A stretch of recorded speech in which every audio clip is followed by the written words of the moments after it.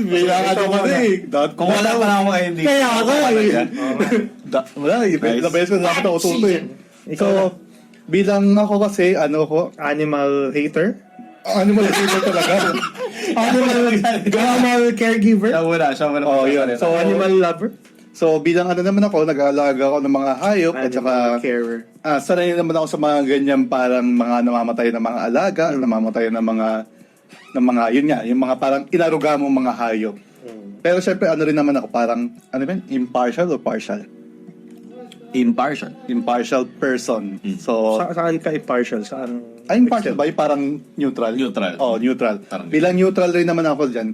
Syempre, hindi ako pumapanig doon sa pumatay. Pero kailangan ko tignan yung both sides. Bilang sa probinsya siya, so iniisip ko naman kasi, explanation nung pumatay nung aso is dahil nga nakagat yung isang bystander daw.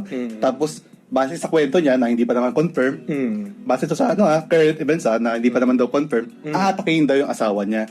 So parang initial na reaction daw sa mata niya. Asawa niya yung dumadaan. Hindi, may nakatanda daw. May nakatanda daw sa CCTV parang babae, nakaputi. Pero yung nakagat daw talaga, isang bystander at saka siya. Tapos aatakihin na daw dapat yung asawa niya. Yun daw yung kwento niya. So pero syempre, hindi naman natin confirm kung totoo. So, speculation lang yun. So initial na reaction ng isang tao, lalo na pag gano'n, is nakagat ka na rin naman. So, hahabulin mo yung aso at yun nga, may dalawa kang choices. Either kunin mo yung aso, talagang ikulong mo, or saktan mo or patayin niya. Which is yun yung lagi tinuturo sa mga probinsya dati. Kasi yun yung turo sa mga... Pili ko ba yung nakikinig niya yung pause sa'yo ngayon?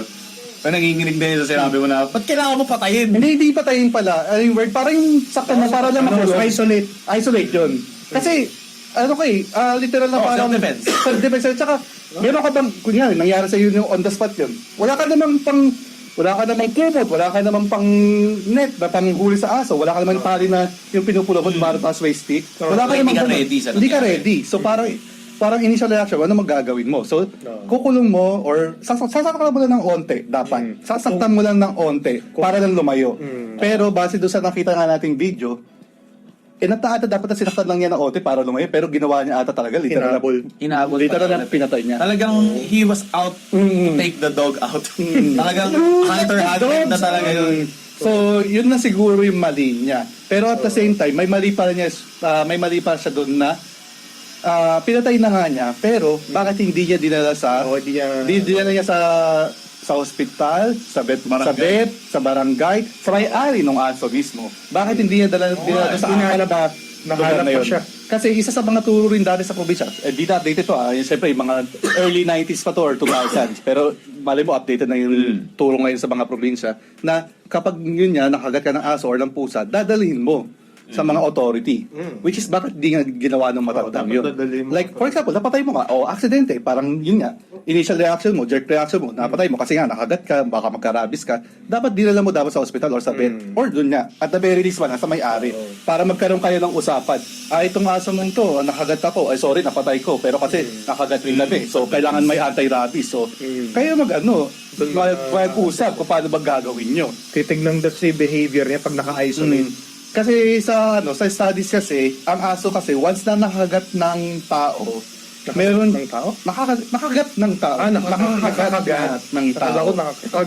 Meron siyang parang 10 to 15 days na tawag dito. Parang titignan mo yung behavior ng aso kung mauulol siya. Kaya nga nauso yung term na asong ulol. Kasi nga, doon mo makikita kung pag nauulol na yung aso, nagbago yung behavior, parang lagi siyang galit. Ibig sabihin nun, nakapag-transfer siya ng rabies doon sa kinagat niyang tao. Parang na-awaken Feeling ko dahil nga isang context siya ng probinsya, mga askal yan, no? Askal. Mostly, no? Askal. Kasi ako pag-relate ko yung mga dog owners sa talagang as in, nasa loob ng bahay. Hindi ko iniisip na walang shot yan eh. Kasi posible. Kasi Pero, parang common na kasi siya sa sa mga kahit kung 90s pa, sa common. civilization. Pero pag sa probinsya nga, baka siyempre, wala lang, bakit ako magagastos para lang lagyan? Oo. At saka, isipin mo naman sa probinsya yun. Tingin mo ba sa mga probinsya, alam nila lahat ng mga lahi ng aso? Malay ko ba, ano ba, golden retriever yan? Hindi. Paningin ko lang yan, askan yan na malaki.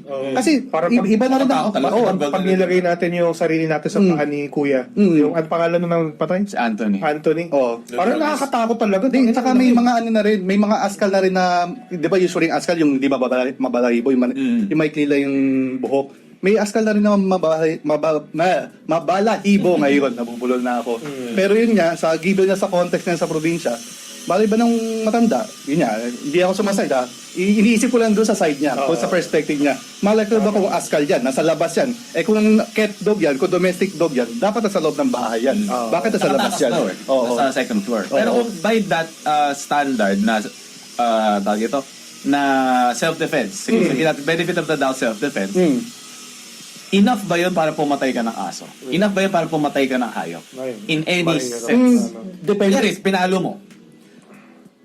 Enough na ba yun? Pwede ka na umalis? O kailangan talaga you take it upon yourself na gumawa ng hustisya na patayin yung aso? May double tap. No. Depende sa situation. Kasi may mga aso na paggawa sa pinalo mo, mas lalo pa sila magiging aggressive. May iba naman, pag pinalo mo, iiyak, aalis. Pero siyempre, hindi mo masabi. Sa nature. Depende sa nature ng aso eh. So, kapag kunyan pinalo mo, tapos umalis, di okay na. Bakit mo parang habulin? May mga ibang Pero kung aso mo na- parang habulin, umalis na nga, natakot na sa'yo. Ang case mo lang dapat dyan is, kailangan mo pa rin talaga kunin yung aso. Kasi kailangan mo nga ma-confirm kung talagang nagkaroon ka ng rabies. Kasi Kung wala ka nakaka- rabies. Hmm? Kaya rin, pinatay mo yung aso, napatay mo na, tapos na-confirm na walang rabies. Wala kang kaso doon. Kung napatay, depende. Kung sa nature. Hindi ka rin kasi ano, Kung self-defense, nasa labas ka, nasa kalye ka eh. So, hindi mo masabi. Kasi unang isip mo, nasa kalye, nasa labas, iisipin mo, tapos walang may-ari yan, isipin mo may ano yan, walang anti-rabies yan. Yung nasa ano eh, Animal Cruelty Act yung clause doon is ano eh, more on intention eh. Yung kumbaga parang attempted murder, nandun yung Intention of the dog? O intention ng human to kill. Parang kumbaga poaching, gusto mo talaga patayin out of Kainin? kainin, mga ganon, yung mga nag-ano. Oo, pero yun nga. So, yung iniisip, Nagkakaldereta ng aso. ang pwede na maging magandang side doon sa pumatay ng aso is dapat, kung pinatay niya yun, binigay niya dapat agad sa may-ari or sa nagtago barangay or sa hospital, tapos sabihin niya yung nangyari talaga. Pero ang mali niya siguro, hindi niya sinabi, tapos nakasako pa, yung nakita nga natin sa balita, ibig sabihin, baka may tendency siyang talaga, kainin yun.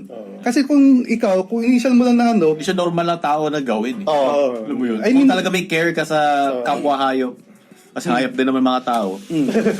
Mga asal pa lang, mas daig pa hayop minsan ng mga tao na unang ko isipin is balik ko sa owner or ibigay ko sa mga officers na pwedeng dalhin sa owner. Kasi bugin ako ng owner kasi pinatay ko aso. Hindi, kasi baka mamaya, yun, sa case niya, baka hindi niya alam kung kaninong bahay yung owner. Ay, yung maso Ayun, yun. May kola na ba? Si Kiluwa nung nakawala.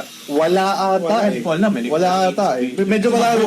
Medyo malabo yung video eh. Pero yung nakita sa sako, wala siyang Pero cola. sa pag-alap feeling ko, since kasama niya sa bahay, meron dapat yun. Kasi siya, parang nakita ko nakadrungaw siya, very ito yung first floor, nakadrungaw siyang gano'n. Mga 5 seconds, tapos tumalon siya. Ang tumalon siya, sa kalsada, parang naghahabol na siya. Siyempre, stress yun. kasi naka-experience ako nun yung parang gagano si aso. Pwede ka ngagat eh. Parang na-excite lang siya. May ibang tao. Oo. May ganun kasing tendency. May mga ganun nga, pero hindi lahat ng tao alam yun. Hindi sila well-equipped. Ikaw ba naman kung kunyari, ikaw bata ka, like ano ka pala, mga 10 years old, 12 years old, tapos makikita mo ganun sasampa sa yung aso na literal na bata ka, kasing height mo lang, tapos pag sumampa sa'yo, mas matangkad pa sa'yo. Ano yung initial reaction? Laki tao, laki na aso pa talaga. Matakot ka. Natakot talaga. Ikaw, Jed. Well, in a very general term, syempre, masasaktan ako pag nakikita ko, parang naiiyak na ba? Kat ano ka eh. Cat and dog, mammals in general, gusto ko. Actually,